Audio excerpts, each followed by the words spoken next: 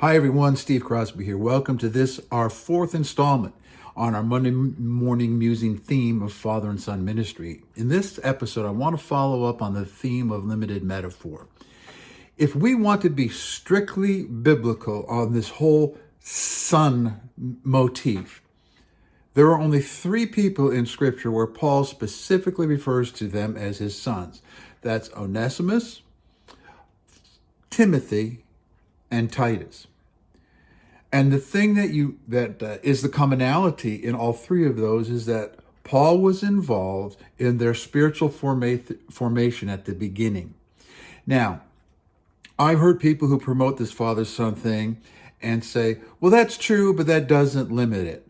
Other people, you don't have to be involved in their new birth. You don't have to be involved evangelistically in their life, bringing them in, being part of bringing them into the kingdom, so to speak. Because sonship is broader than that. Look, you can make that statement if you want to, but here's the facts. And people say, well, we want to be biblical. We want to be biblical. We want to be biblical. The scripture says only three people. And it is a mistake to take something that was limited, unique, exceptional, and broaden it into a universal principle. It's just illegitimate.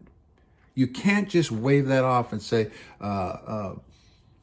person X, came into my life and God sent them to be my spiritual son. It doesn't work that way. If we want to be strict about that, that's the biblical limitation. Now, if we want to understand that it's a metaphor for affection and deepening bonds of affection, that's different than turning it into a routine methodology. And besides, the scriptures are also clear. Paul said this, you do not have many fathers, plural. He says you have many teachers, but not many fathers. So even Paul, as he uses that spiritual language of father-son, understands that it's not a limiting thing. You're not limited to one spiritual father and you can only be in his download line and you should only be receiving from him. There are many fathers. And we know also from Paul that to identify ourselves with one of these could-be fathers is a mistake. What is one of the issues that Paul takes up with the Corinthians? You say you're of Peter, you say you're of Apollos, you say you're of Paul, you say you're of Jesus. It's a way of getting a false sense of identity and elevating human beings to a place that only Jesus is entitled to. So I think it's wise and biblically accurate to limit that metaphor, to limit it. And also, just like in the natural, how there's the mystery, what the scriptures calls the way of the man with a woman, the mystery of procreation, and how that creating of life is beyond our control. You can't shape it. You can be involved in it, but you can't determine the outcome. It's the same thing, I think, in the kingdom.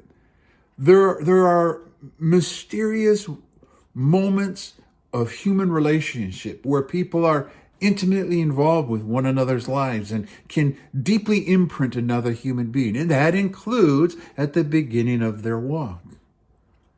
And it's natural to refer, natural, so to speak, it's normal language of affection to refer to that person as my son Timothy, my son Philemon, Onesimus, my son Titus. He's talking about his devotion to them and their devotion to him. He's not talking about rank and hierarchy in a church structure of administration. Just like in the natural, you can't say, well, I want that guy to be my father. You don't get any say about it. Well, I want that woman to be my mother. It's out of your hands. When it is something that the sovereign Spirit of God brings into existence in time and space, in the dynamic of relationship between two human beings, it has the potential to be something beautiful.